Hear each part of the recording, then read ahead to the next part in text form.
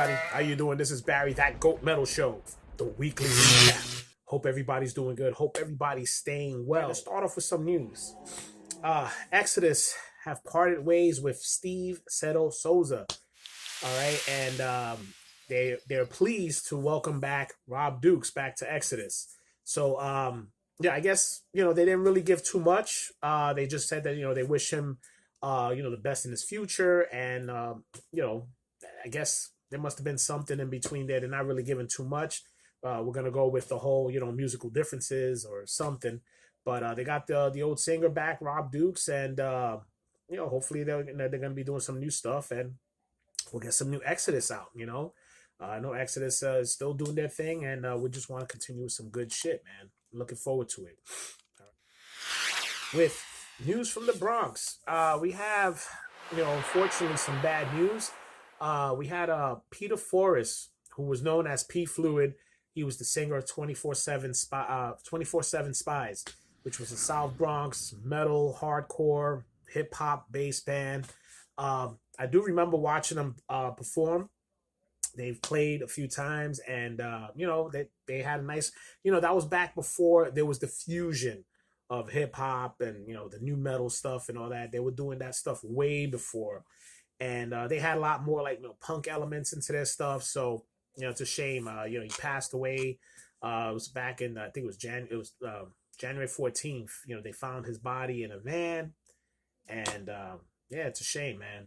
Rest in peace. It's just sad to to hear that. Hopefully they'll catch whoever did it and bring them to justice. All right. Then with some other news, we got LA Guns. All right, I know there's some people who actually do enjoy LA Guns. They got a new album coming out called Leopard Skin. It's getting an official release date for April 4th, 2025. It will mark the first fruit of LA Guns' reunion with Cleopatra Records, a label known for its diverse roster and innovative approach to music and production.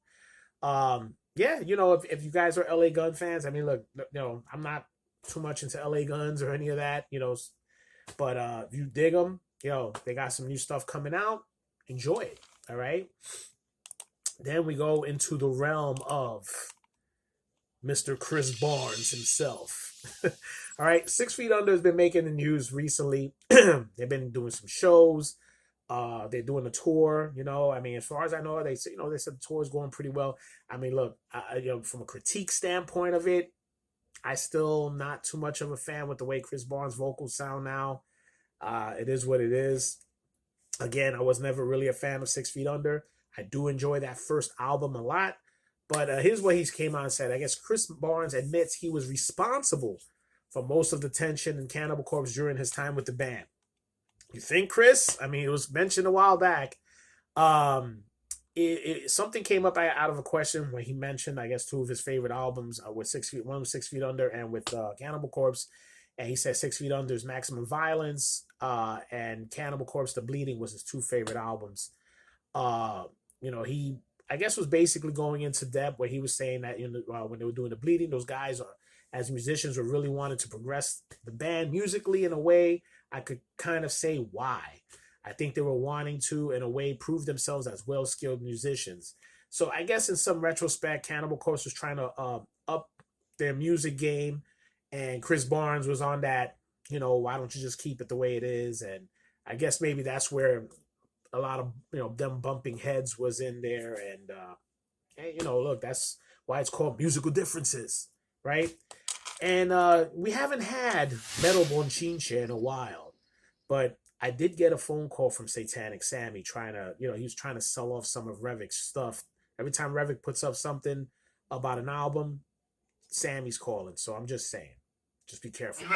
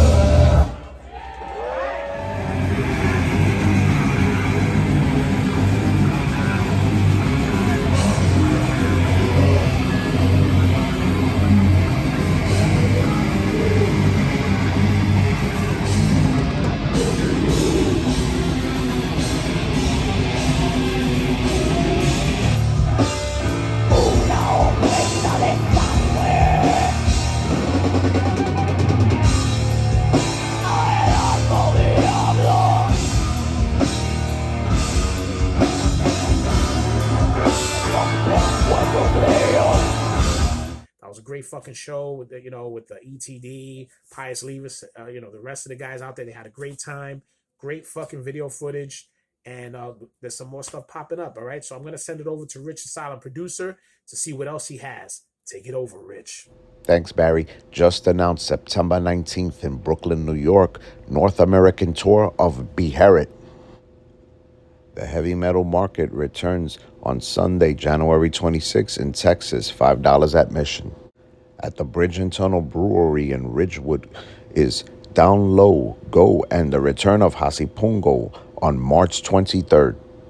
May 22nd at the Knockdown Center, Maspeth, New York, Nails, Terror, and Obituary 35th anniversary of Cause of Death with special guest Pest Control. Uptown Rumble History of the Bronx photo exhibit in music at the Bronx History Museum, April 24th.